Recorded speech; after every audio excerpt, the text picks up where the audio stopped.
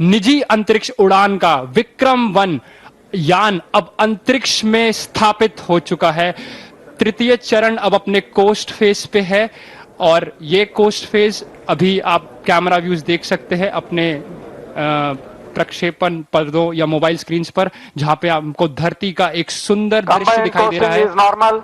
As we can see on our screens right now, it's really amazing to see that Vikram-1 as of now is going along its intended trajectory exactly as expected.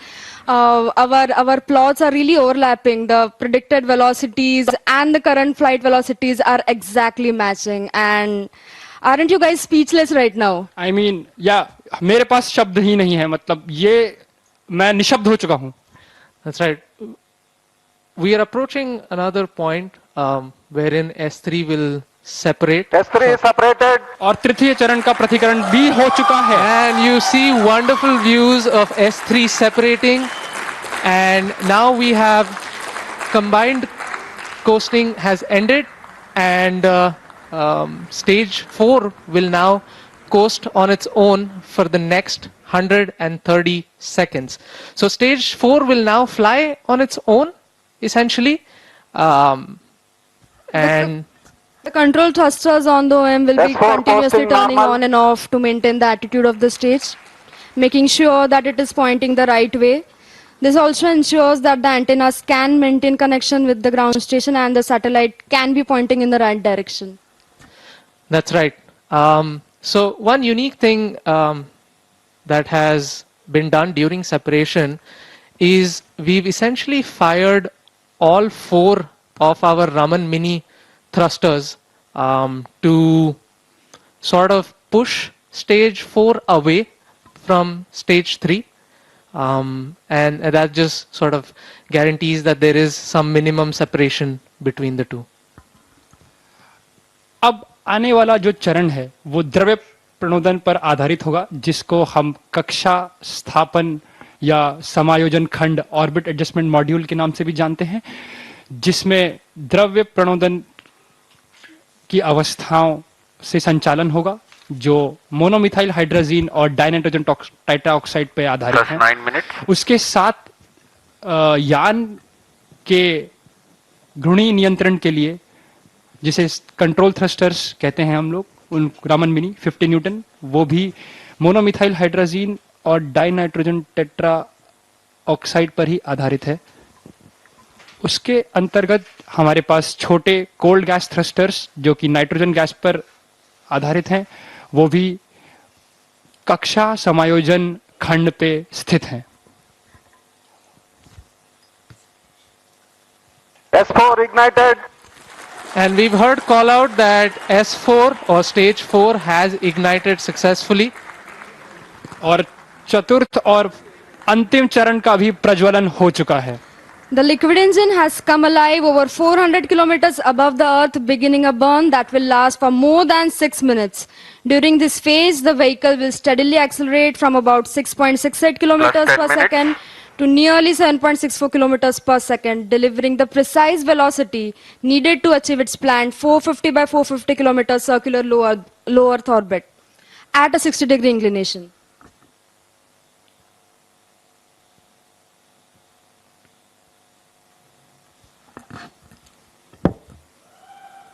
और यहाँ पे आप देख सकते हैं कि प्रक्षेपण नियंत्रण केंद्र में उत्साह का एक प्रसंग आ चुका है और आपके ऑन बोर्ड। तो आपके सामने स्क्रीन पर जो तस्वीरें हैं वो बहुत ही खास हैं, क्योंकि आप सीधे ये तस्वीर देख रहे हैं अंतरिक्ष से।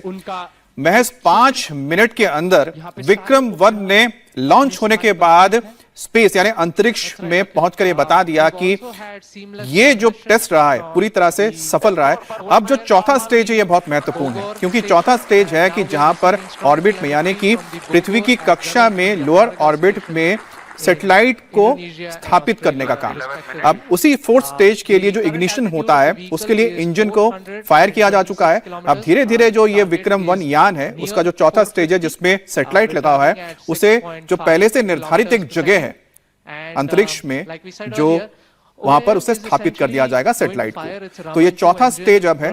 3 स्टेज जो इसके रहे थे लॉन्चिंग के बाद से, लगभग 11 मिनट हो चुके हैं और 11 मिनट के अंदर हर एक स्टेज में सफलता पाई है और एक एक करके आपने देखा कि किस तरह से भारत ने एक नया इतिहास रच दिया है अंतरिक्ष के क्षेत्र में। भारत का पहला निजी तौर पर तैयार किया गया प्राइवेट कंपनी द्वारा स्काईरूट द्वारा विक्रम-1 रॉकेट सफलतापूर्वक लॉन्च होने में सफल रहा है श्रीहरिकोटा से। अब जो चौथा स्टेज है वो बहुत महत्वपूर्ण है। जब यह तय हो जाएगा जो सैटेलाइट इसमें जाएगा, क्या ये विक्रम-1 उस सैटेलाइट को उसकी निर्धारित कक्षा में स्थापित कर देगा?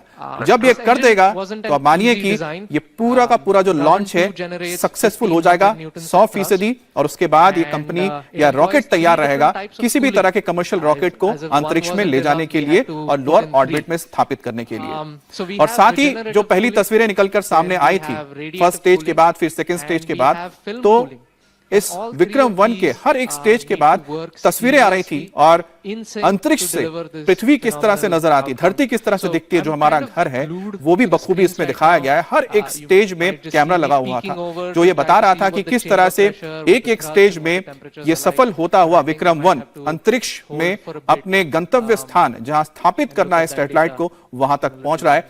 और बड़ी बात यह है कि भारत के लिए एक ऐसा क्षण था जो इससे पहले कभी नहीं रहा कि एक निजी कंपनी ने बहुत युवाओं के साथ मिलकर, क्योंकि स्टार्टअप कंपनी है और महज कुछ सालों के अंदर ही, महज 5-6 साल के अंदर ही इन्होंने अपनी कंपनी को लॉन्च किया, उसके बाद एक रॉकेट तैयार किया, उसका डिजाइन तैयार किया, अपने टेक्नोलॉजी के जरिए उसे पूरी तरह से तैयार करने के बाद आज इसे लॉन्च किया है।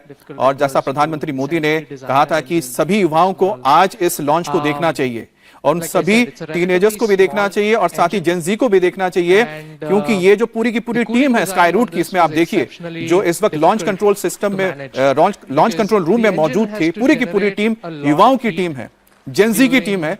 और ये बताने के लिए काफी है कि आने वाला जो भविष्य है भारत का वो युवाओं के हाथ में है और युवा बहुत तेजी से हर एक उस क्षेत्र में आगे बढ़ रहे हैं जिन्हें पहले माना जाता था कि आम लोग नहीं जा सकते या निजी कंपनियों के लिए नहीं खोला गया था, जिसमें एक डिफेंस भी है, एरोस्पेस भी है और स्पेस टेक्नोलॉजी है, जिसका जीता जागता उदाहरण आपके सामने है ये विक्रम-1 रॉकेट जो श्रीहरिकोटा से लॉन्च किया गया और सफलतापूर्वक 3 स्टेज पार करने के बाद चौथा स्टेज इसका शुरू हो चुका है और अंतरिक्ष में अपनी कक्षा की ओर बढ़ चला है, जहां पर उसे सैटेलाइट को स्थापित करना है जिसके लिए ये लॉन्चिंग की गई थी।